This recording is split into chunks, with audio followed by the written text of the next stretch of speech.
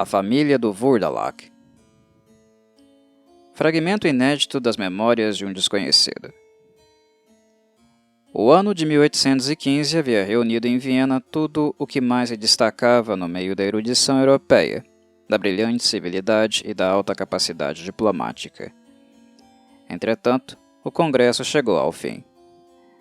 Os emigrantes monarquistas preparavam-se para retornar definitivamente aos seus castelos, os guerreiros russos para rever seus lares abandonados, e alguns poloneses descontentes para levar até Cracóvia seu amor pela liberdade, a fim de abrigá-los sob aquela tríplice e duvidosa independência que lhes tinham reservado o príncipe de Metternich, o príncipe de Hardenberg e o conde de Nesselrode.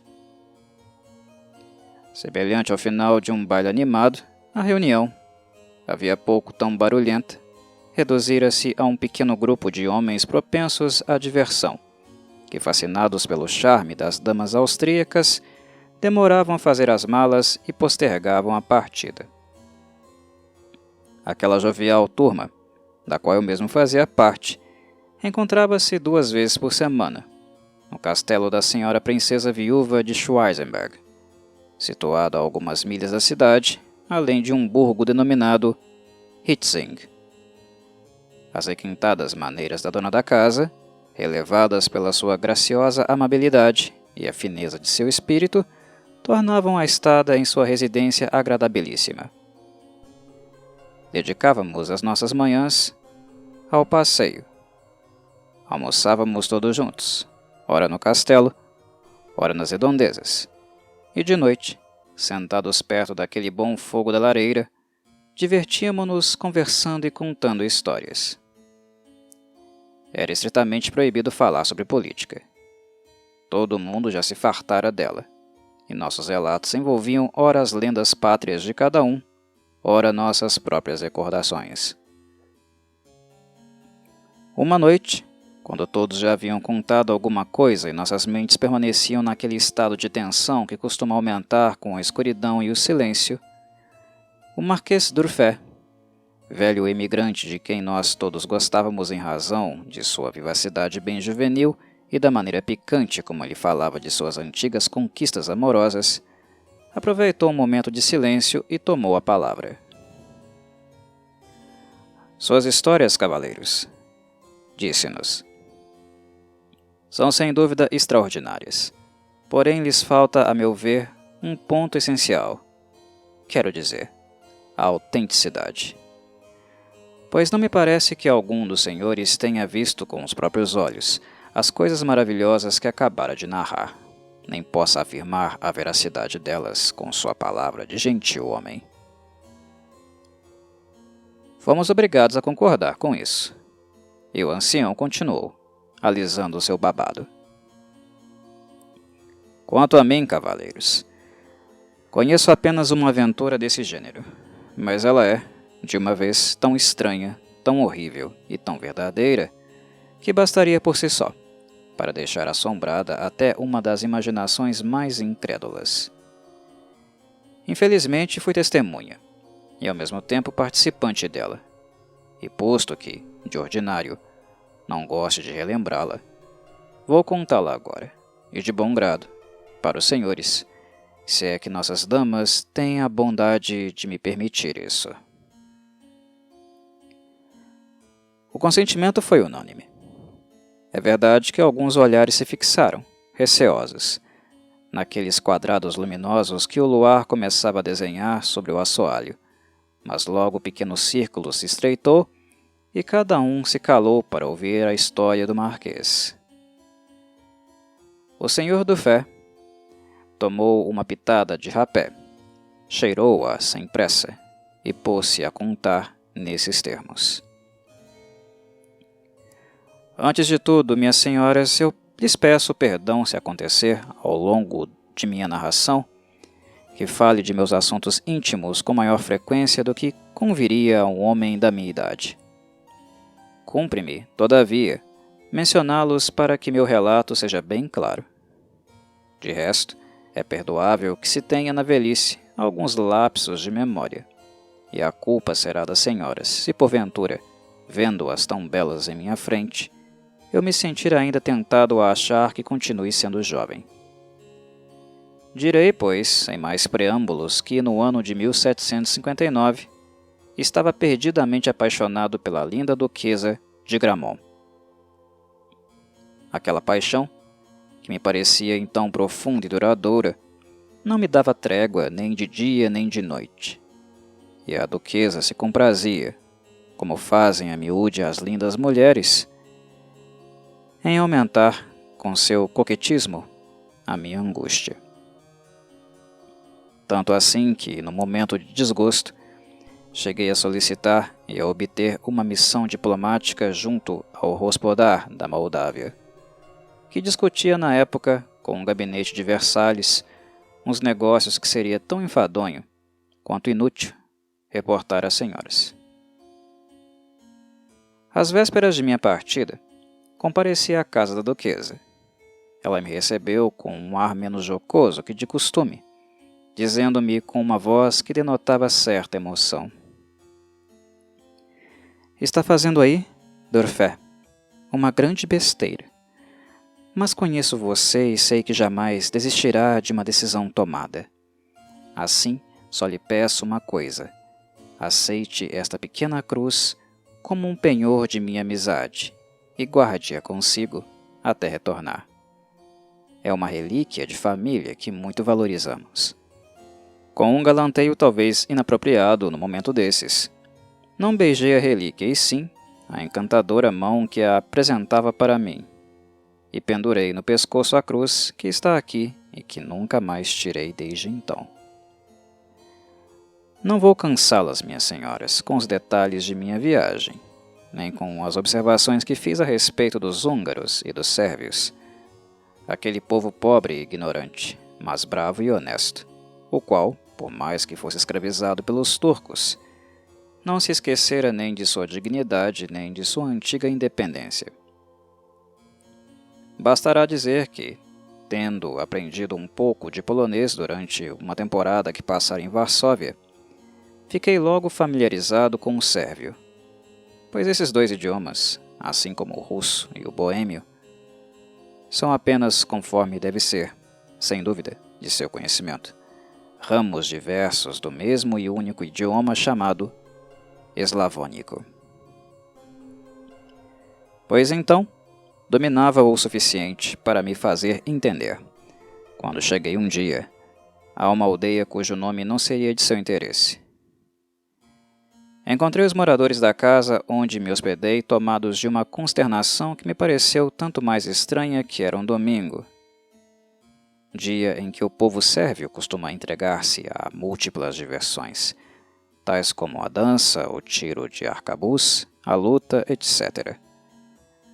Atribuindo a atitude de meus anfitriões a alguma desgraça recente, já estava para me retirar, quando um homem de aproximadamente 30 anos, de estatura alta e rosto imponente, acercou-se de mim e segurou minha mão. "Entre, estrangeiro, entre", disse-me. "Não se deixe repelir pela nossa tristeza. O senhor vai compreendê-la quando souber sua causa." Então me contou que seu velho pai, cujo nome era Gorsha, homem de caráter inquieto e intratável, levantara-se certo dia da sua cama e tirara da parede seu comprido arcabuz turco. "Meus filhos", dissera aos seus 2 filhos, um dos quais se chamava Georges e o outro Pierre. "Ora vou às montanhas, unir-me aos bravos que andam caçando aquele cão de Alibek." Era o nome de um bandido turco que havia algum tempo devastava a região. "Esperem por mim 10 dias, e se eu não estiver de volta no 10º dia, façam rezar o ofício dos mortos, pois não estarei mais em vida." "Mas", acrescentara o velho Gorsha, tomando o seu ar mais sério, "se, valha-lhes Deus, eu voltar depois de passarem esses 10 dias, não me permitam entrar para se salvarem. ordeno que se esqueçam, em tal caso, de ter sido seu pai, e que me perfurem com uma estaca de chopo negro. Diga eu o que disser e faça o que fizer, pois nada mais seria senão um maldito Vurdalak, que viria sugar o seu sangue.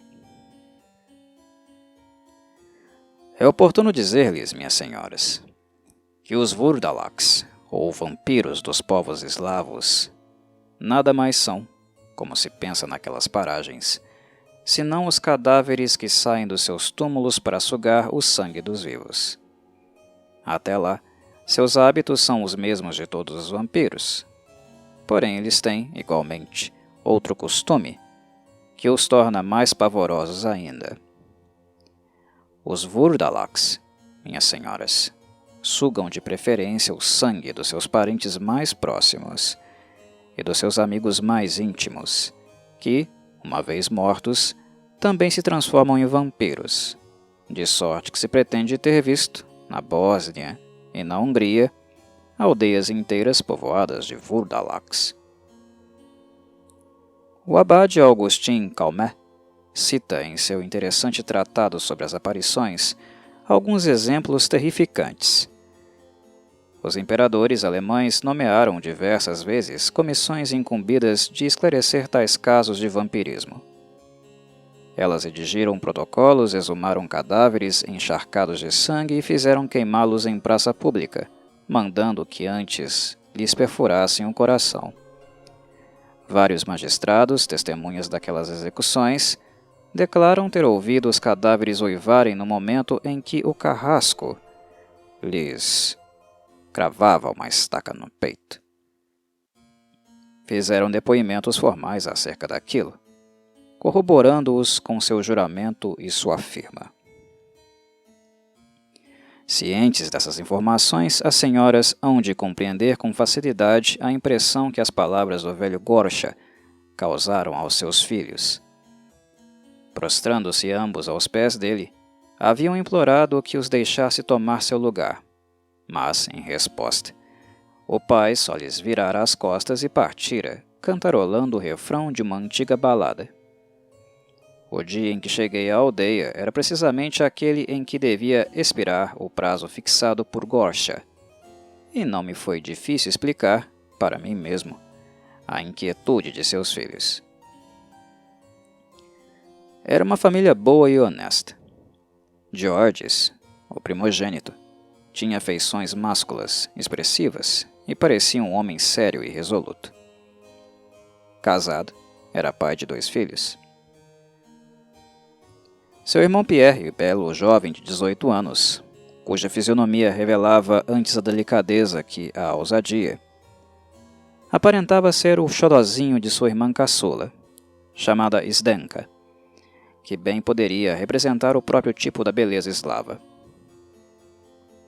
Além daquela beleza, incontestável em todos os aspectos, foi sua remota semelhança com a duquesa de Gramont, que me comoveu desde logo. Havia, sobretudo, um sinal característico na testa, que só encontrei, em toda a minha vida, nessas 2 pessoas. Tal marca podia desagradar à primeira vista, porém se apegava irresistivelmente a ela assim que se chegasse a vê-la diversas vezes. Fosse eu mesmo por demais novo àquela altura, ou produzisse essa semelhança, unida a um espírito original e ingênuo, uma impressão deveras irresistível. O fato é que havia conversado com Zdenka por apenas 2 minutos, e a simpatia que ela me suscitara já estava viva demais para não se converter, quem sabe, num sentimento mais terno caso eu prolongasse a minha estada naquela aldeia. Estávamos todos reunidos na frente da casa, ao redor de uma mesa guarnecida de queijos e de gamelas com leite. Zdenka fiava. Sua cunhada preparava o jantar das crianças que brincavam na areia. Pierre, com falsa indolência, assobiava limpando um yatagã, isto é, um facão turco. Georges, que fincara os cotovelos na mesa, segurava a cabeça com ambas as mãos, franzia a testa e, sem dizer meia palavra, devorava a estrada mestra com os olhos. Eu mesmo, vencido pela tristeza geral, contemplava melancolicamente as nuvens vespertinas que emolduravam o fundo dourado do céu e a silhueta de um convento meio vedado por um pinheiral negro. Aquele convento, como eu saberia mais tarde, havia gozado outrora grande celebridade graças a uma milagrosa imagem da Virgem, que, segundo rezava a lenda, fora trazida por anjos e depositada sobre um carvalho. Todavia, em princípios do século passado, os turcos tinham invadido a região, degolando os monges e saqueando o convento. Apenas sobravam dele os muros e uma capela servida por uma espécie de eremita. Este último, todo amável, mostrava as ruínas aos curiosos e abrigava os peregrinos que, caminhando de um lugar de devoção para o outro, gostavam de parar no convento da Virgem do Carvalho. Conforme já disse, eu só viria a saber disso tudo posteriormente, já que não refletia naquela noite sobre a arqueologia da Sérvia, mas sobre algo bem diferente. Como ocorre a miúde quando nos deixamos levar pela imaginação, pensava nos tempos idos, nos dias felizes de minha infância, na minha bela França, que eu abandonara para visitar um país distante e selvagem. Pensava na duquesa de Gramont, bem como, por que não o confessaria? Em algumas outras contemporâneas de suas avós, minhas senhoras, cujas imagens se haviam insinuado em meu coração, sem eu mesmo ter reparado nisso, seguindo a da charmosa duquesa. Pouco depois, não me lembrava mais de meus anfitriões nem de sua inquietude. De súbito, George rompeu o silêncio. "Mulher", disse ele, "a que horas é que o velho partiu?" "Às 8", respondeu sua esposa. "Ouvi bem o sino do convento tocar." "Está bem, então", prosseguiu George. "Não podem ser mais de 7:30. E ele se calou, volvendo outra vez os olhos para a entrada mestra, que se perdia na floresta. Eu me esqueci de lhes dizer, minhas senhoras, que quando os sérvios suspeitam alguém de vampirismo, evitam chamá-lo pelo nome ou designá-lo de maneira direta, pois acham que assim o evocariam em seu túmulo. Portanto, havia algum tempo, George não chamava mais seu pai, quando falava dele, senão de o velho. Alguns instantes se passaram em silêncio. De chofre, uma das crianças disse a Zdenka, puxando-lhe o avental: "Tia, quando é que o vovozinho voltará para casa?" Uma bofetada de George foi a resposta àquela pergunta intempestiva. O menino se pôs a chorar, mas seu irmãozinho disse, com ares de surpresa e ao mesmo tempo de receio: "Por que nos proíbe, papai, de falar do nosso vovô?" Outra bofetada lhe tapou a boca. Ambos os meninos ficaram berrando, e a família toda se benzeu. Estávamos lá, quando ouvi o relógio do convento soar lentamente 8 horas. Mal a primeira das badaladas ressoou em nossos ouvidos, avistamos um vulto humano surgir à margem da floresta e avançar em nossa direção. "É ele! Deus seja louvado!" exclamaram juntos Zdenka, Pierre e sua cunhada. "Que Deus nos tenha sob a sua santa proteção", disse solenemente George. Como saber se esses 10 dias já se passaram ou não? Todos o miraram com pavor. Nesse meio tempo, o vulto humano continuava avançando. Era um velho alto, de bigode prateado, semblante pálido e severo, que se arrastava penosamente, com o auxílio de um bastão. À medida que avançava, George se tornava cada vez mais sombrio. Quando o velho chegou perto de nós, deteve-se a correr pela sua família olhos que pareciam não ver nada, embaçados e afundados nas órbitas. "Pois bem", disse com uma voz cavernosa, Ninguém se levanta para me receber? O que quer dizer esse silêncio? Não veem mesmo que estou ferido? Então percebi que o flanco esquerdo do ancião estava ensanguentado. Arrime, pois, seu pai, disse a George. E você, Zdenka, deveria dar algum cordial para ele, já que está prestes a desmaiar. Meu pai, disse George, achegando-se a Gorsha. Mostre-me a sua ferida. Entendo disso e vou pensá-la. Tentou abrir-lhe o casaco, mas o ancião empurrou-o rudemente e cobriu seu flanco com ambas as mãos. Vai, desastrado, disse. Está doendo. Mas é bem no coração que o senhor está ferido, exclamou George, todo pálido. Vamos lá, vamos. Tire seu casaco, que é preciso. É preciso, digo-lhe eu. O ancião se aprumou, hirto. Cuidado aí, disse, com uma voz surda. Se me tocares, eu te amaldiçoo. Pierre se postou entre George e o pai. Deixa-o, disse. Bem vês que ele está sofrendo. Não o contraries, acrescentou sua esposa. Sabes que ele jamais tolerou isso. Nesse momento vimos um rebanho que retornava do pasto, e envolto numa nuvem de poeira, dirigia-se à casa.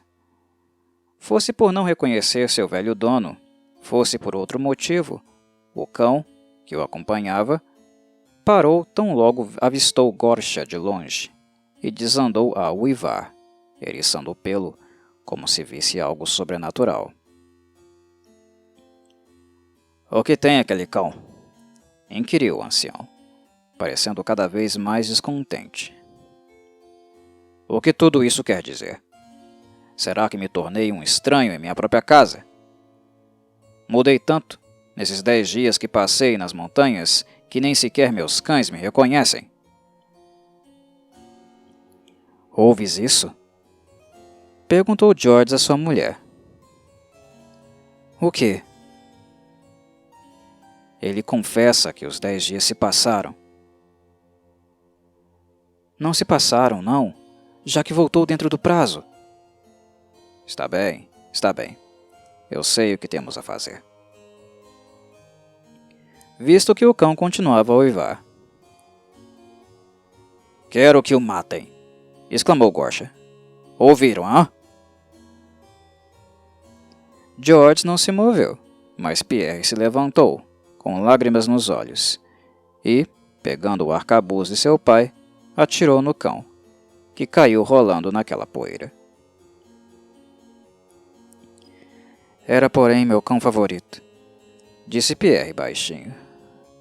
Nem sei por que o pai quis que o matassem. Porque merecia ser morto, respondeu Gorsha. Vamos, que faz frio, e quero entrar. Enquanto isso se passava lá fora, Zdenka havia preparado para o velho uma tiçana de aguardente fervida com peras, mel e uvas secas, mas seu pai rejeitou-a com asco. Demonstrou a mesma aversão pela carne de carneiro com arroz, que lhe oferecera George, e foi sentar-se junto ao forno, murmurando, por entre os dentes, umas palavras ininteligíveis. O pinho ardia, crepitante, naquele forno, e sua luz trêmula iluminava o rosto do ancião, tão pálido e desfigurado que, sem essa iluminação, teríamos podido tomá-lo pela face de um defunto. Zdenka veio sentar-se ao lado dele. Meu pai, disse, o senhor não quer tomar nada nem descansar. E se nos contasse de suas aventuras ali nas montanhas? Dizendo isso, a jovem sabia que estava tocando numa corda sensível, pois o velho gostava de falar sobre guerras e combates.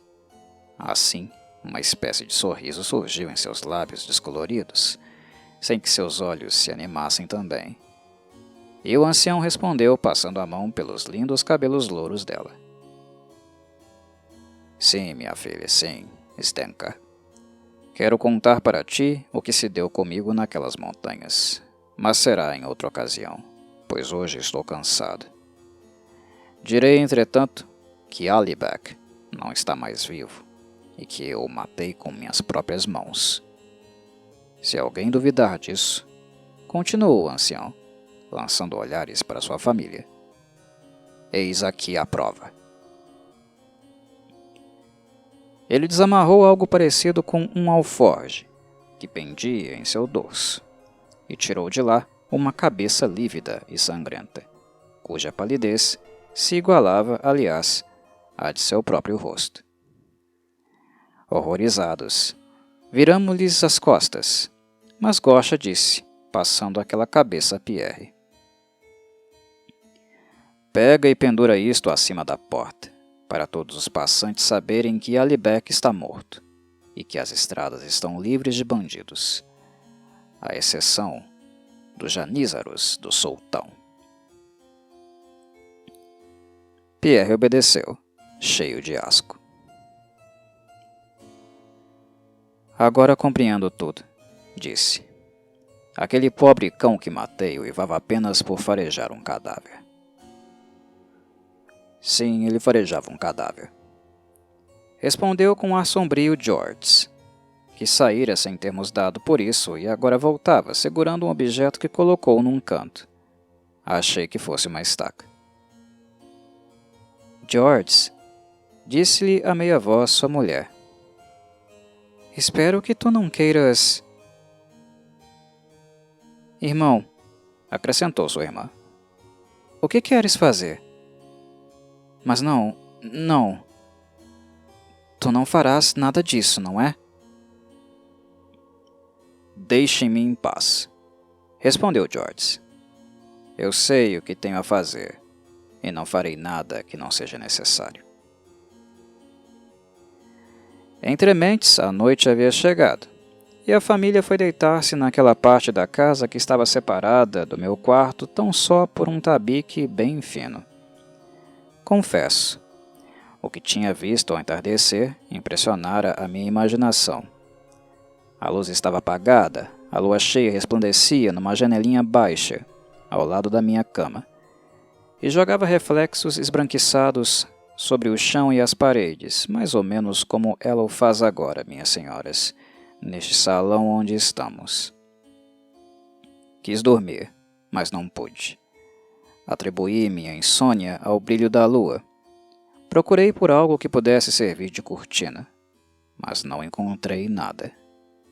Então, ouvindo uma das vozes confusas detrás do tabique, pus-me à escuta. Deita-te, mulher, dizia George. E tu, Pierre, e tu, Zdenka, também. Não se preocupem com nada. Vigiarei por todos. Mas, George, respondeu sua esposa. Antes a mim cabe vigiar. Trabalhaste na noite passada, deves estar cansado. Aliás, não fosse isso, eu teria de velar o nosso filho mais velho. Sabes que ele não está bem desde ontem. Deita-te e fica tranquila, disse George. Vigiarei por nós dois. Mas meu irmão, disse então Zdenka, com sua voz mais suave. Acho que seria inútil vigiarmos. Nosso pai já adormeceu, e olha só como ele parece calmo e sereno. Não entendem nada disso, nem uma nem a outra, disse George, num tom que não admitia réplicas. Digo para se deitarem ambas e me deixarem vigiar. Então se fez um profundo silêncio. Pouco depois senti minhas pálpebras ficarem cada vez mais pesadas, e eis que o sono se apoderou de meus sentidos. Pareceu-me que vira a porta se abrir devagar, e que o velho Gosha aparecera à soleira. Mais suspeitava, porém, que fosse o velho do que enxergava mesmo seu vulto. pois o cômodo de onde ele vinha estava muito escuro. Também me pareceu que seu olhar extinto buscava adivinhar meus pensamentos e seguia o vai-vem de minha respiração. Ele avançou um pé, depois avançou o outro. Depois, com extrema cautela, caminhou a passos de lobo em minha direção. Depois deu um salto e ficou ao lado da minha cama. Eu nem teria podido expressar a minha angústia, mas uma força invisível me mantinha inerte. O velho se inclinou sobre mim e aproximou tanto seu rosto lívido do meu que imaginei sentir seu hálito cadavérico. Então, com um esforço sobrenatural, acordei banhado em suor. Não havia ninguém no meu quarto. Porém, olhando em direção à janela, vi nitidamente o velho Gorsha, que grudara do lado de fora o rosto no vidro e fixava em mim seus olhos apavorantes. Tive bastante força para não gritar e presença de espírito para permanecer deitado, como se nada tivesse visto. Entretanto, o velho aparentava ter vindo apenas para certificar de que eu dormia, pois não tentou entrar, mas, ao examinar-me com atenção, afastou-se da janela. Ouvi-o andar pelo quarto vizinho. George tinha adormecido, e seu ronco fazia as paredes estremecerem. Naquele momento, o menino tossiu, e eu distingui a voz de Gorsha. "Não dormes, netinho?" disse ele. "Não, vovô", respondeu o menino. "Queria tanto falar contigo." "Ah, tu querias falar comigo. E de que falaríamos?" "Queria que me contasses como lutaste com os turcos, porque eu também gostaria de lutar com eles." "Pensei nisso, pequeno, e trouxe para ti um yataganzinho, que te darei amanhã." "Ah, vovô, será que não dás logo para mim, já que não estás dormindo?" "Mas por que não me pediste antes do anoitecer, hein, netinho?" "Porque o papai me proibiu." "Ele é precavido, teu papai. Pois então gostarias mesmo de pegar esse teu yataganzinho?" "Ah, sim, gostaria muito, mas não aqui, já que o papai poderia acordar." "Onde seria então?" "Prometo que, se saíssemos, eu ficaria quietinho e não faria nenhum barulho." Pareceu-me que ouvia Gorsha soltar uma risadinha, e o menino ficar em pé. Eu não acreditava em vampiros, mas o pesadelo que acabara de ter excitara meus nervos. E como não queria reprochar posteriormente qualquer coisa que fosse, a mim mesmo levantei-me e dei um murro no tabique. Aquele murro teria bastado para acordar 7 dorminhocos, porém nada comprovou que fora ouvido pela família. Decidido a salvar o menino, precipitei-me à porta, mas a encontrei trancada do lado de fora, e os ferrolhos não cederam aos meus esforços. Enquanto tentava arrombá-la, vi o ancião passar, diante da minha janela, com a criança nos braços. "Acordem! Levantem-se!" Gritei com todas as minhas forças, e fui esmurrando o tabique. Só então é que George acordou. "Onde está o velho?" perguntou ele. "Saiam rápido!" gritei-lhe. "Ele acabou de levar seu filho." Com um pontapé, George derrubou a porta, que estava, assim como a minha, trancada do lado de fora, e correu em direção à floresta. Enfim consegui acordar Pierre, sua cunhada e Zdenka. Reunimos-nos defronte à casa e, após alguns minutos de espera, vimos George voltar com seu filho. Encontrara-o desmaiado, lá na estrada mestra, mas o menino recuperou logo os sentidos, sem parecer mais doente do que já estava. Em meio às nossas indagações, respondeu que seu avô não lhe causara mal algum, que ambos tinham saído para conversarem melhor, porém, uma vez fora de casa, ele perdera a consciência sem mais recordar de que modo. Quanto a Gorcha, ele havia sumido. Como se pode imaginar, passamos o resto da noite em claro. No dia seguinte fiquei sabendo que o Danúbio, que cortava a estrada mestra a 1/4 de légua da aldeia, começara a carrear pedaços de gelo, o que sempre ocorre naquelas paragens pelo fim do outono e com a chegada da primavera. A passagem ficara interceptada por alguns dias, e eu não podia nem pensar em partir. De resto, mesmo se pudesse, a curiosidade, ligada a um chamariz mais potente ainda, ter-me-ia retido. Mais vi Zdenka e mais me sentia tendente a amá-la. Não sou daqueles homens, minhas senhoras, que acreditam nas paixões súbitas e irresistíveis cujos exemplos nos são oferecidos pelos romances. Mas creio que em certos casos o amor se desenvolve mais depressa que de costume. A beleza original de Zdenka, aquela singular semelhança com a duquesa de Gramont, que eu abandonara em Paris e encontrava ali, com um traje pitoresco, falando uma língua estrangeira e harmoniosa, aquele sinal característico em seu semblante, pelo qual já quisera 20 vezes na França duelar até a morte. Tudo isso, junto com a bizarrice de minha situação e os mistérios que me cercavam, devia contribuir para amadurecer em meu íntimo um sentimento que, noutras circunstâncias, só se teria manifestado, talvez, de um modo vago e passageiro. No decorrer do dia, ouvi Zdenka conversar com o mais novo dos seus irmãos. — O que estás pensando disso tudo?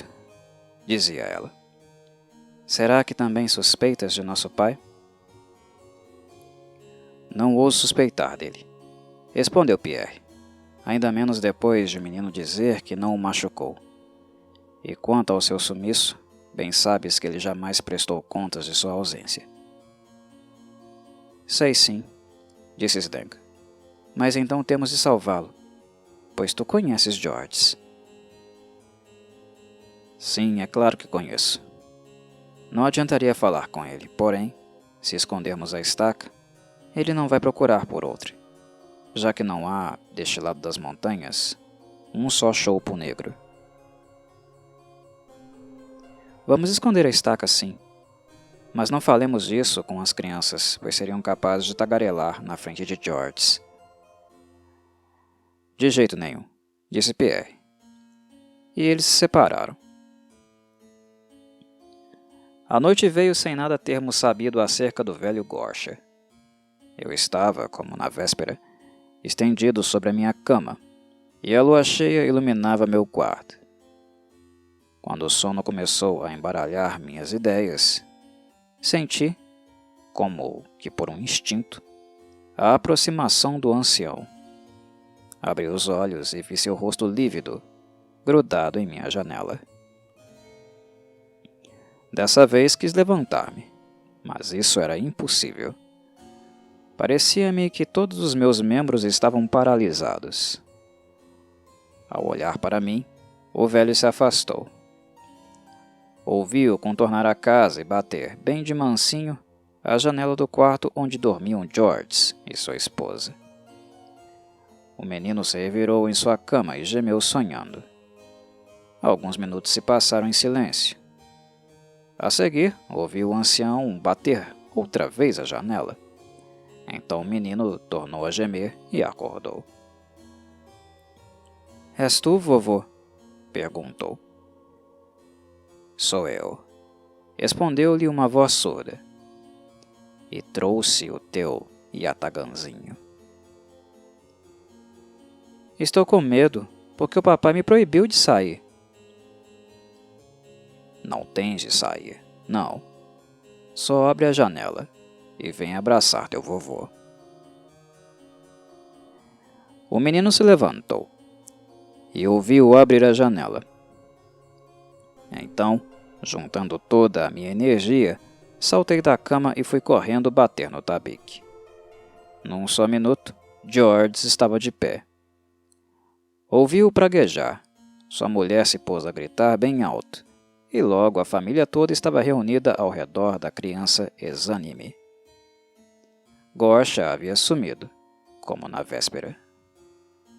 Tomando conta do pequeno, conseguimos fazê-lo voltar a si, mas ele estava muito fraco e mal respirava.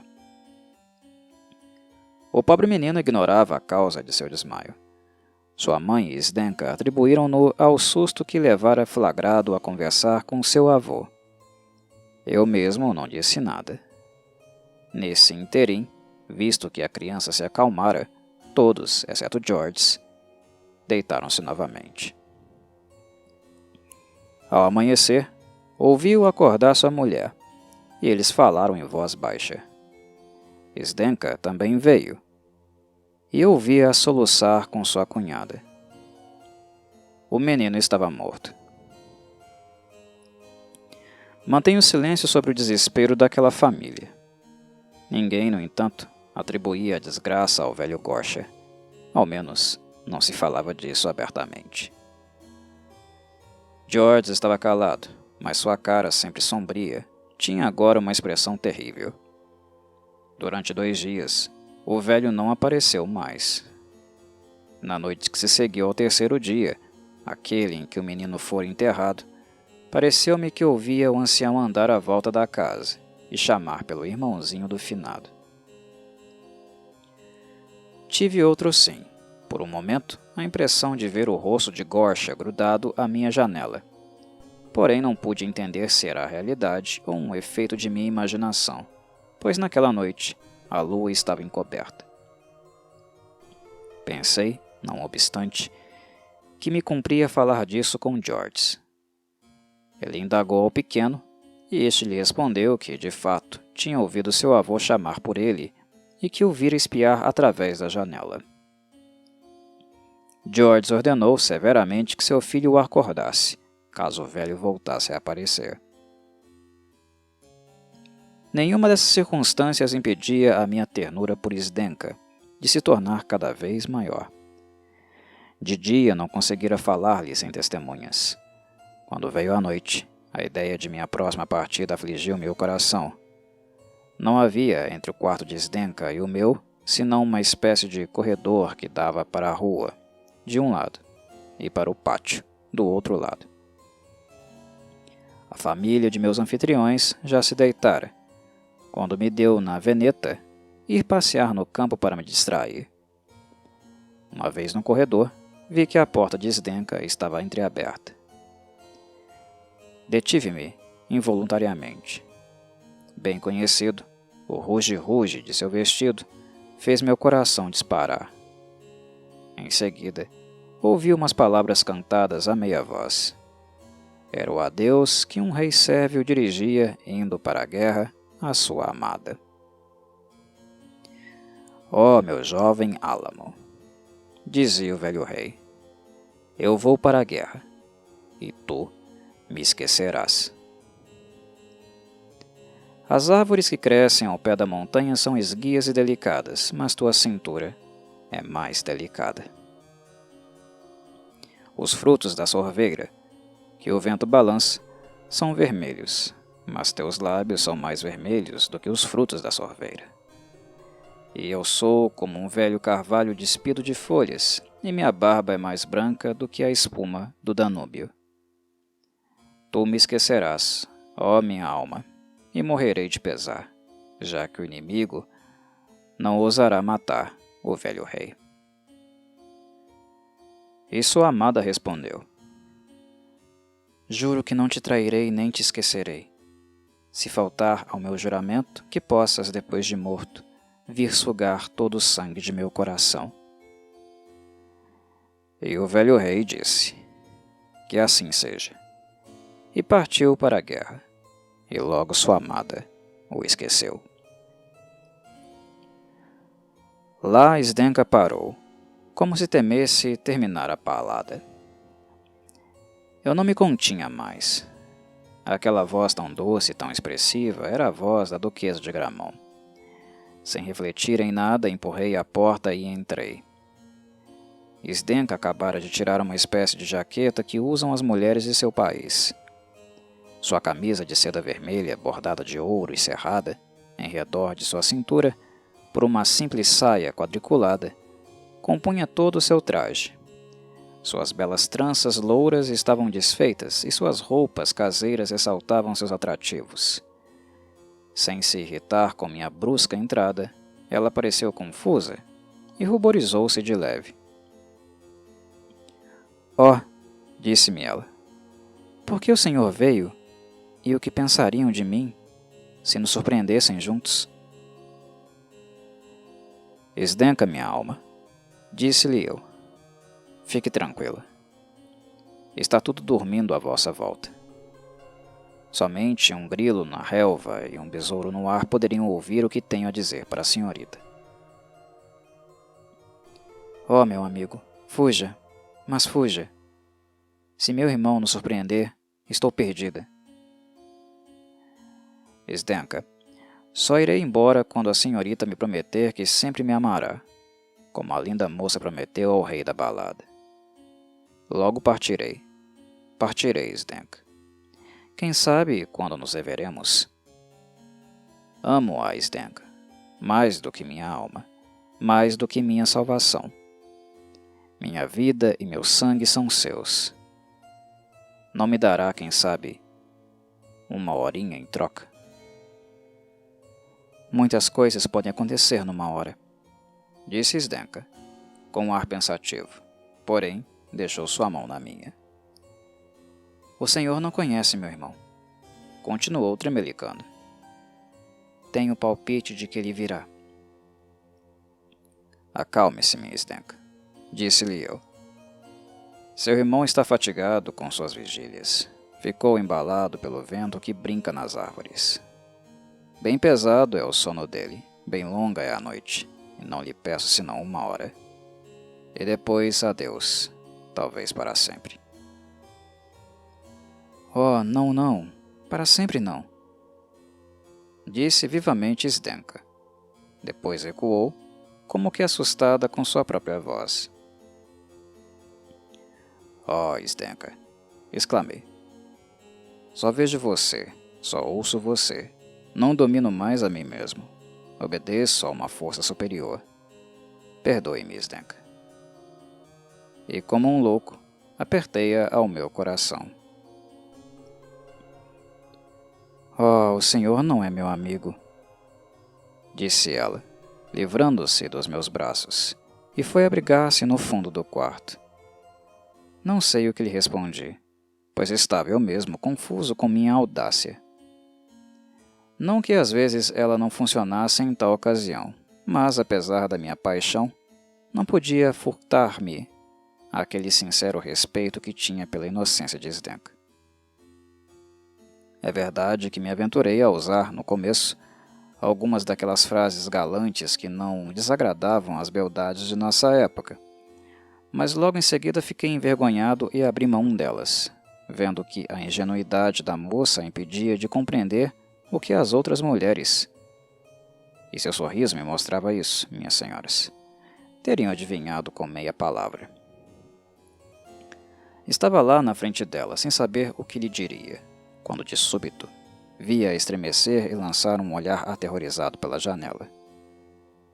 Segui a direção de seus olhos e vi nitidamente o rosto imóvel de Gorsha, que nos observava do lado de fora. No mesmo instante, senti uma mão pesada pousar em meu ombro. Virei-me. Era George. O que está fazendo aí? Perguntou ele. Desconcertado com essa brusca apóstrofe, apontei-lhe para seu pai, que nos fitava pela janela, e desapareceu assim que George o avistou. Ouvi os passos do velho e vim aqui para avisar sua irmã, disse eu. George olhou para mim como se quisesse ler no fundo da minha alma. Depois me puxou pelo braço e, conduzindo-me ao meu quarto, foi embora sem proferir uma só palavra. No dia seguinte, a família estava reunida defronte à porta da casa, rodeando uma mesa carregada de laticínios. Onde está o menino? Disse George. Está no pátio, respondeu sua esposa, brincando sozinho de combater os turcos, que é sua diversão predileta. Mal ela pronunciou essas palavras, vimos, para nossa extrema surpresa, o alto vulto de Gosha surgir no fundo da floresta. Caminhando bem devagar, ele se achegou ao nosso grupo, sentando-se à mesa como fizera no dia de minha chegada. Seja bem-vindo, meu pai, murmurou sua nora, com uma voz que mal se ouvia. Seja bem-vindo, meu pai, repetiram Zdenka e Pierre, em voz baixa. Meu pai, disse George, com uma voz firme, porém mudando de cor. Esperamos pelo Senhor para fazer a oração. O ancião lhe virou as costas, franzindo o sobrolho. A oração, sim, e agora mesmo, repetiu George. E faça o sinal da cruz ou apele para São Jorge. Zdenka e sua cunhada inclinaram-se sobre o velho, implorando que pronunciasse a oração. Não, não, não, disse o velho. Ele não tem o direito de mandar em mim, e se insistir, eu amaldiçoo. Uma vez em pé, George entrou correndo na casa. Retornou logo, com fúria nos olhos.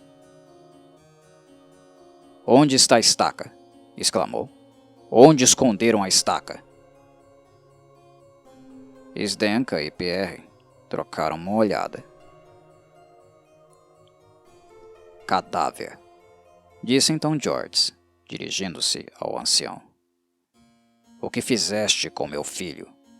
Por que mataste meu menino? Devolve-me meu filho, cadáver. E falando assim, ele se tornava cada vez mais pálido, e seus olhos fulgiam cada vez mais. Fixando nele um olhar maldoso, o velho não se movia. Oh, a estaca! A estaca! Bradou George. Aquele que a escondeu que seja responsável pelas desgraças que esperam por nós.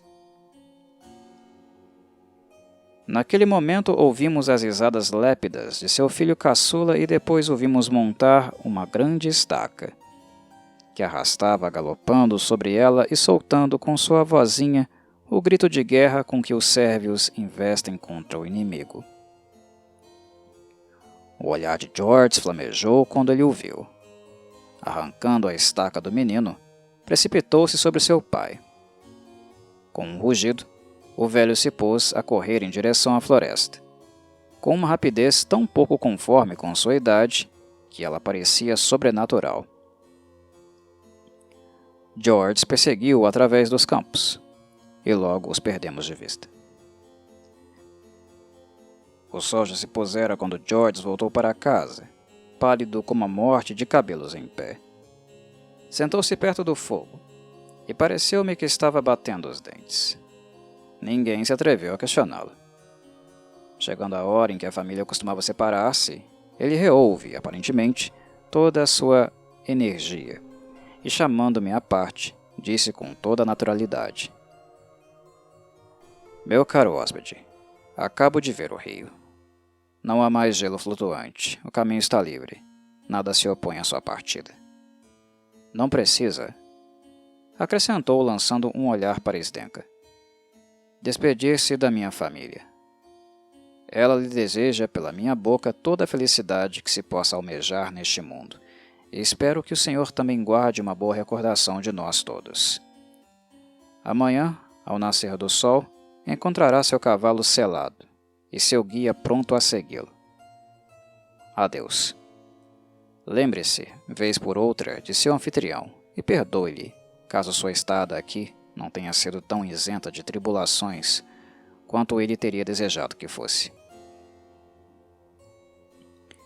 As feições rígidas de George tinham naquele momento uma expressão quase cordial. Ele me conduziu ao meu quarto e, pela última vez, apertou-me a mão. Depois estremeceu e seus dentes estalaram, como se ele tremelicasse de frio. Ficando sozinho, nem pensei em ir para a cama, como as senhoras imaginam aí. Estava preocupado com outras ideias. Amara diversas vezes em minha vida. Tivera acessos de ternura, de despeito e de ciúme, mas nunca, nem mesmo abandonando a duquesa de Gramont, havia sentido uma tristeza semelhante àquela que me dilacerava o coração naquele momento. Antes que o dia raiasse, vesti minhas roupas de viagem e quis tentar um derradeiro encontro com Zdenka. Contudo, George esperava por mim na antessala. Arrebatou-me toda e qualquer possibilidade de revê-la. Montei meu cavalo, esporeando-lhe ambos os flancos. Prometi a mim mesmo que, na volta de Jassy, passaria outra vez por aquela aldeia. E tal esperança, por mais remota que fosse, acabou rechaçando pouco a pouco as minhas apreensões. Já pensava com deleite, no momento de meu regresso, e a imaginação me pintava de antemão todos os pormenores dele, quando o cavalo, com um movimento impetuoso, quase me fez cair do seu lombo. O animal parou de repente, enrijecendo-lhe as pernas dianteiras, e suas ventas soltaram aquele ruído alarmante que a proximidade de um perigo arranca aos seus semelhantes. Olhei com atenção e vi, a uma centena de passos em minha frente, um lobo que escavava o solo. Assustado com o barulho que eu provocara, ele fugiu. Então, cravei as esporas nos flancos de minha cavalgadura e consegui fazê-la avançar. E eis que avistei, no lugar que o lobo havia deixado, uma cova muito recente. Pareceu-me, ademais, que lobrigava a ponta de uma estaca a sair, com várias polegadas de comprimento, do solo que o lobo acabara de remexer. Entretanto, não o afirmo, já que passei bem rápido perto daquele lugar. Dito isso, o marquês se calou, tornando a cheirar seu rapé. "Pois isso é tudo?" perguntaram as damas. "Ai de mim, não", respondeu o senhor Durfé. "O que ainda tenho a contar para as senhoras é bem mais penoso de recordar, e daria muito para me livrar desta recordação. Os negócios que me levavam para Jassy retiveram-me lá por mais tempo que tinha esperado. Só me desincumbi deles ao cabo de 6 meses. O que lhes direi? É uma verdade triste de confessar, porém não deixa de ser verdade que há poucos sentimentos duradouros neste mundo.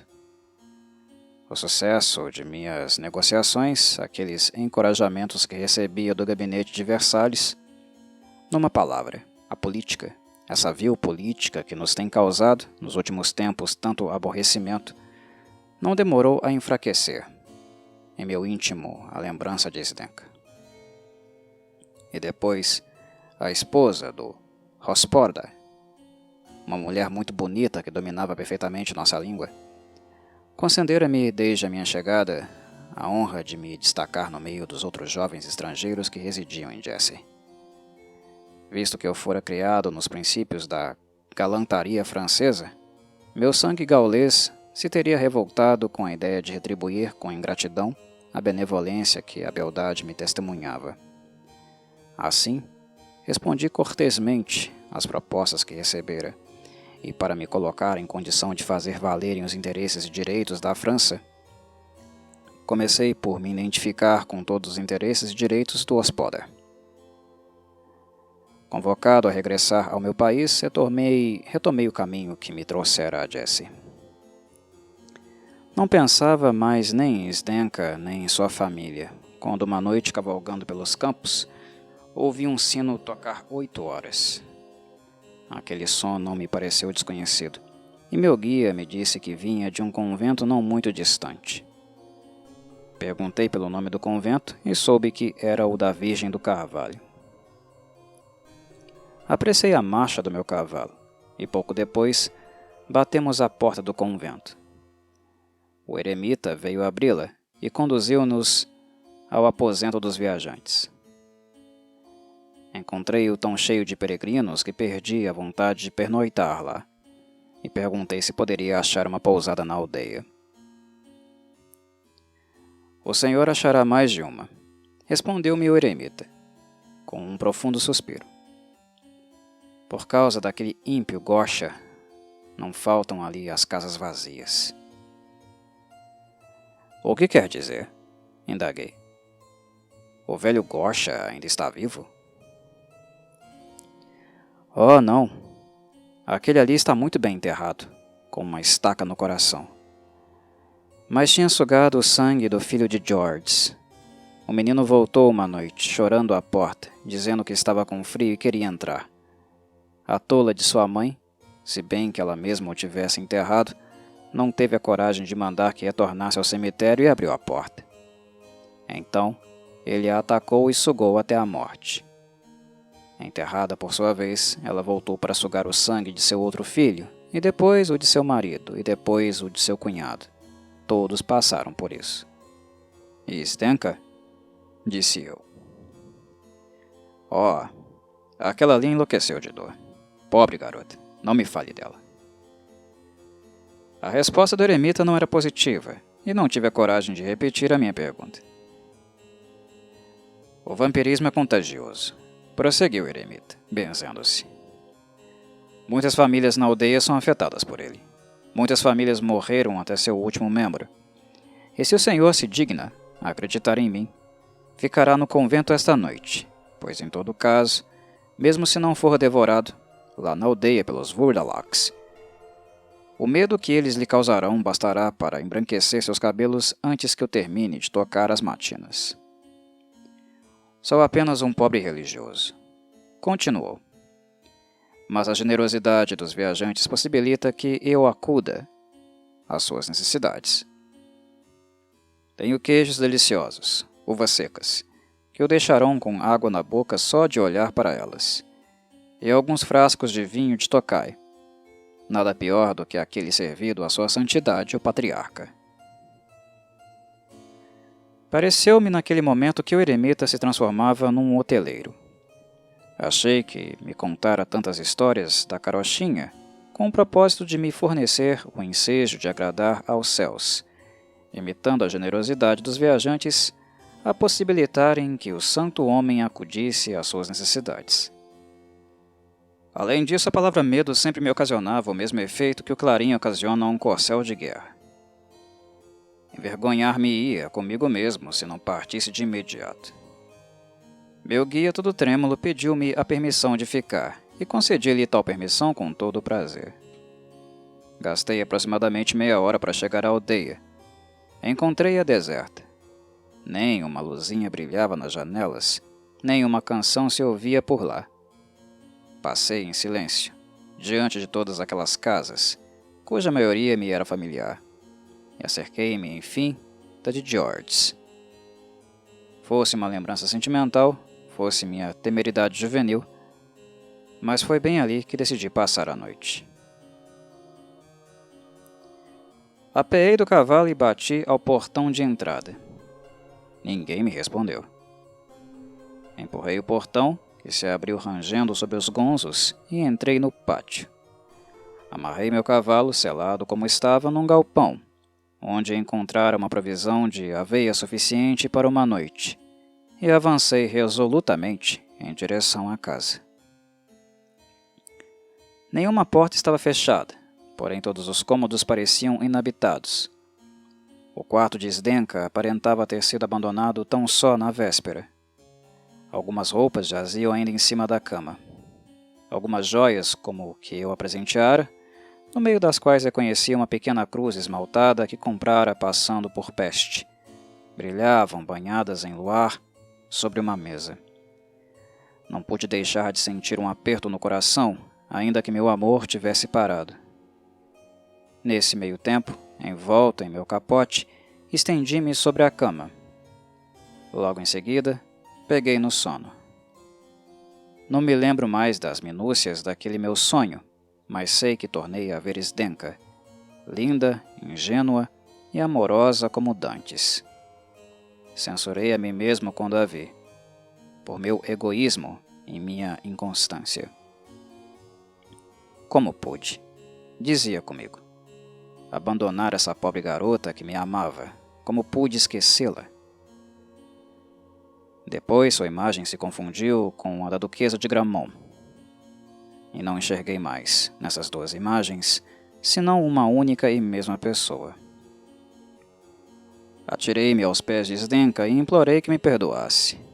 Todo o meu ser, toda a minha alma, fundiam-se num inefável sentimento de melancolia e de felicidade. Estava, pois, sonhando assim, quando fiquei quase acordado ao perceber um som harmonioso, semelhante ao rumorejo de um trigal agitado por uma leve aragem. Pareceu-me que ouvia as espigas se entrechocarem melodiosamente, que ouvi o canto dos pássaros se estremear com o ruído de uma cascata e o murmúrio das árvores. A seguir pareceu-me que todos aqueles sons confusos eram apenas o farfalhar de um vestido, e eis que me foquei nessa ideia. Abri os olhos e vi Zdenka ao lado da cama. O luar estava tão fulgurante que pude distinguir, em seus mínimos detalhes, as feições adoráveis que me tinham sido tão caras outrora, e cujo valor inteiro só acabava de me ser revelado pelo meu sonho. Achei Zdenka mais bela e mais madura. Ela usava o mesmo traje caseiro que da última vez, quando a vira sozinha. Uma simples camisa de seda, bordada de ouro, e uma saia estreitamente cintada acima das ancas. Zdenka, disse-lhe eu, uma vez sentado. É você mesma, Zdenka? Sim, sou eu. Respondeu-me ela, com uma voz suave e triste. É bem esta tua Zdenka que tinhas esquecido. Ah, por que não voltastes mais cedo? Agora está tudo acabado. É preciso que vás embora. Um instante a mais e tu estás perdido. Adeus, meu amiguinho. Adeus para sempre. Zdenka, disse-lhe eu. Você teve muitas desgraças, pelo que me disseram. Venha, conversaremos juntos, e você ficará aliviada com isso. Oh, meu amigo, respondeu ela. O Senhor não tem de acreditar em tudo o que dizem de nós. Mas vá embora. Parta o mais depressa possível, já que se ficar aqui, perecerá com certeza. Mas, Zdenka, qual é, pois, esse perigo que me ameaça? Não me dá mesmo nem uma hora apenas para falar com você? Zdenka estremeceu, e uma estranha reviravolta operou-se em toda a sua pessoa. Sim, disse, 1 hora. 1 horinha, não é? Como quando eu cantava a balada do velho rei e tu entrastes neste quarto? É bem isso que queres dizer? Pois bem, que seja. Eu te darei 1 hora. Mas não. Não, exclamou, recobrando-se. Vá embora daqui. Fora daqui. Vai rápido. Digo-te eu, foge. Foge sim, tão rápido quanto puderes. Uma energia selvagem animava seus traços. Não atinei com o motivo que a levava a falar assim, mas ela estava tão linda que, apesar de suas exortações, resolvi ficar lá. Cedendo por fim às minhas instâncias, ela se sentou perto de mim, falou-me dos tempos idos e confessou, enrosbecendo, que me amava desde o dia de minha chegada. Entretanto, pouco a pouco, eu percebi uma grande mudança em Zdenka. Seu recato de outrora tinha dado lugar a um estranho abandono. Seu olhar, havia pouco tão tímido, expressava certa ousadia. Surpreendi-me, afinal, de ver que, em sua maneira de ficar ao meu lado, ela estava longe daquele pudor que a destacava antes. Seria possível, pensei, que Zdenka não fosse aquela mocinha pura e inocente que parecia ser havia 2 anos? Ou apenas fingira que era assim, por medo de seu irmão? Teria sido eu mesmo tão grosseiramente enganado pela sua falsa virtude? Mas então por que ela me incitava a partir? Seria, por acaso, um requinte de seu coquetismo? E eu, acreditando que a conhecia. Mas não importava. Se Zdenka não era uma Diana, como eu havia imaginado, bem que poderia compará-la a outra divindade, não menos amável, e, glória a Deus, preferiria o papel de Adonis, ao de Acteão. Se essa frase clássica, dita comigo mesmo, parece-lhes fora de moda, minhas senhoras, queiram notar que o que tenho a honra de lhes contar ocorria no ano da graça de 1759. Então a mitologia estava em pauta, e eu mesmo não pretendia ficar à frente de meu século.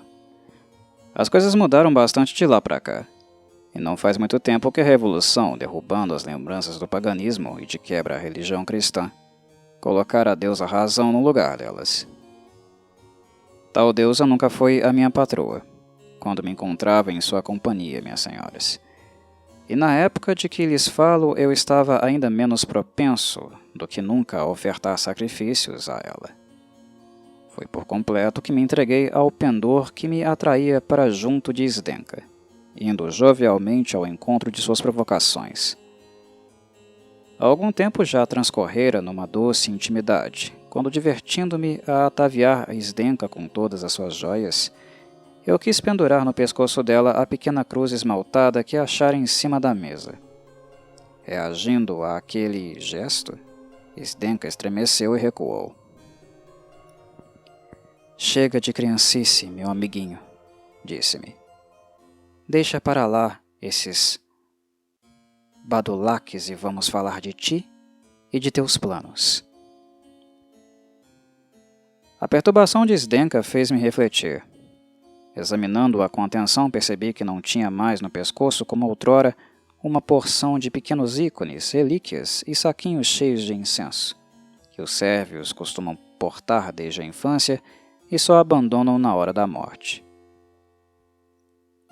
Zdenka, disse-lhe eu, onde é que estão os iconezinhos que você tinha no pescoço? Perdi-os, respondeu ela, parecendo impaciente, e logo mudou de assunto. Não sei qual vago pressentimento, de que nem sequer me dei conta, apossou-se de mim. Quis ir embora, mas Zdenka me reteve. Como assim? Disse ela. Pediste 1 hora e já estás para sair? Ao cabo de poucos minutos? Zdenka, respondi. Você tem razão em insistir que eu parta. Parece que estou ouvindo um barulho, e temo que nos flagrem juntos. Fica tranquilo, meu amiguinho. Está tudo dormindo à nossa volta. Somente um grilo na relva e um besouro no ar poderiam ouvir o que tenho a dizer para ti. Não, Zdenka. Preciso partir. Para, disse Zdenka. Eu te amo mais do que minha alma, mais do que minha salvação, e tu me disseste que tua vida e teu sangue eram meus. Mas seu irmão Zdenka, tem o palpite de que ele virá. Acalma-te, minha alma. Meu irmão ficou embalado pelo vento que brinca nas árvores. Bem pesado é o sono dele, bem longa é a noite, e não te peço senão 1 hora. Dizendo isso, Zdenka estava tão bela que o vago terror que me angustiava começou a ceder ao desejo de permanecer ao seu lado. Uma mistura de receio e de volúpia, que me seria impossível descrever, enchia todo o meu ser. À medida que eu fraquejava, Zdenka se tornava cada vez mais terna, tanto assim que decidi ceder, prometendo a mim mesmo não baixar a guarda. No entanto, conforme disse agorinha, jamais fui sábio senão pela metade, e quando Zdenka me propôs, reparando em minha reserva, banir o frio da noite com alguns copos de vinho generoso, que disse ter recebido daquele bom eremita, aceitei sua proposta com um galanteio que a fez sorrir. O vinho produziu seu efeito. Desde o segundo copo, a má impressão causada pela circunstância da cruz e dos ícones ficou completamente apagada. Com a desordem de seu traje, seus lindos cabelos meio soltos e suas joias alumiadas pela lua, Zdenka me parecia irresistível.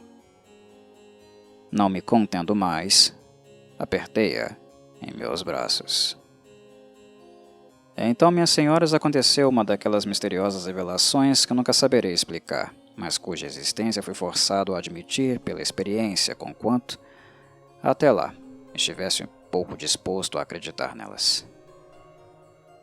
A força com a qual estreitava Zdenka em meus braços fez uma das pontas da cruz que as senhoras acabaram de ver, e que a duquesa de Gramont me dera quando de minha partida, arranhar-me o peito.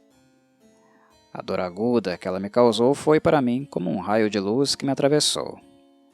Olhei para Zdenka e vi que suas feições, embora lindas como sempre, estavam contraídas pela morte, que seus olhos não enxergavam e que seu sorriso era uma convulsão impressa pela agonia sobre o rosto de um cadáver. Ao mesmo tempo, percebi no quarto aquele cheiro nauseabundo que espalham de ordinário os porões mal fechados. A tétrica verdade surgiu diante de mim em toda a sua feiura, e foi tarde demais que relembrei os avisos do eremita.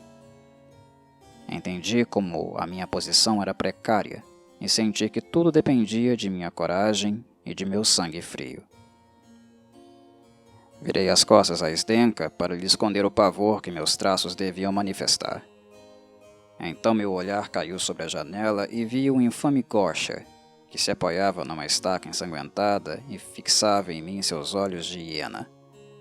O pálido semblante de George, que naquele momento se parecia horrivelmente com seu pai, ocupava a outra janela.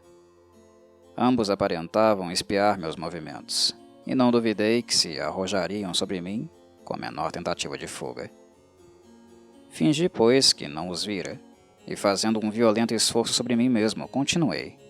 Sim, minhas senhoras, continuei a prodigalizar a Zdenka, as mesmas carícias com que gostava de afagá-las antes dessa terrível descoberta. Enquanto isso, pensava angustiado no meio de escapar. Notei que Gosha e George trocavam com Zdenka olhares cúmplices e começavam a ficar impacientes. Também ouvi, lá fora, uma voz feminina e uns gritos infantis, porém tão pavorosos que se podia tomá-los por berros de gatos selvagens. Está na hora de fazer as malas, disse comigo. E quanto mais depressa, melhor. Então me dirigi a Zdenka, dizendo-lhe em voz alta de maneira que seus hediondos parentes me ouvissem. Estou muito cansado, minha menina, e gostaria de me deitar e dormir por algumas horas, mas antes preciso ir ver se meu cavalo comeu a sua ração. Peço-lhe que não vá embora e espere pelo meu retorno. Então apliquei meus lábios àqueles lábios frios e descoloridos, e saí. Encontrei meu cavalo coberto de espuma, debatendo-se naquele galpão. Nem tocara na veia, mas o relincho que deu, quando me viu chegar, deixou-me arrepiado, por recear que ele acabasse traindo as minhas intenções.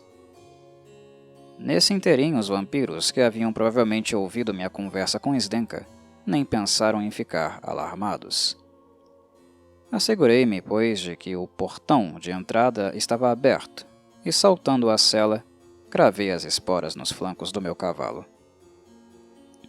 Tive o tempo de perceber, saindo o portão afora, que a turba reunida perto da casa, cujos membros estavam, em sua maioria, grudando o rosto nos vidros das janelas, era bem numerosa.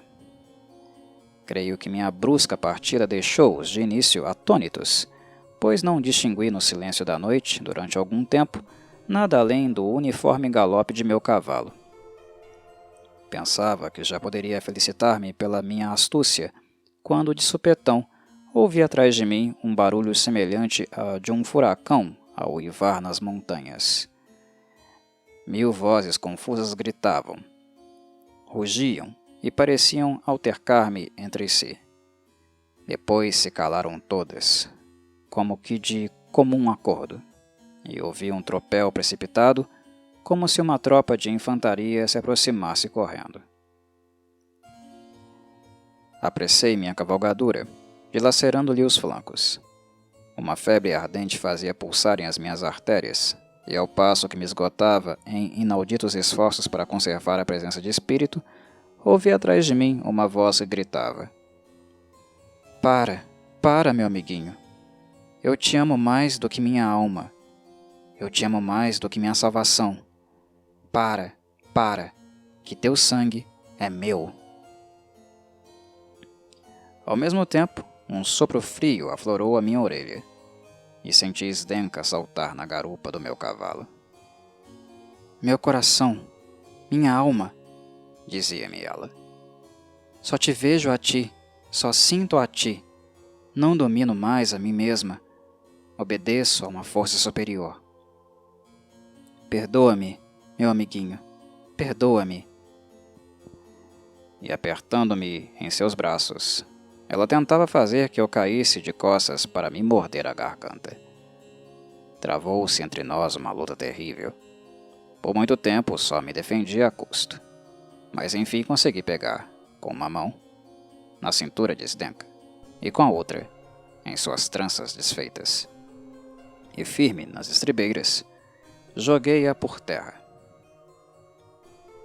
De pronto, minhas forças me abandonaram, e fiquei dominado pelo delírio.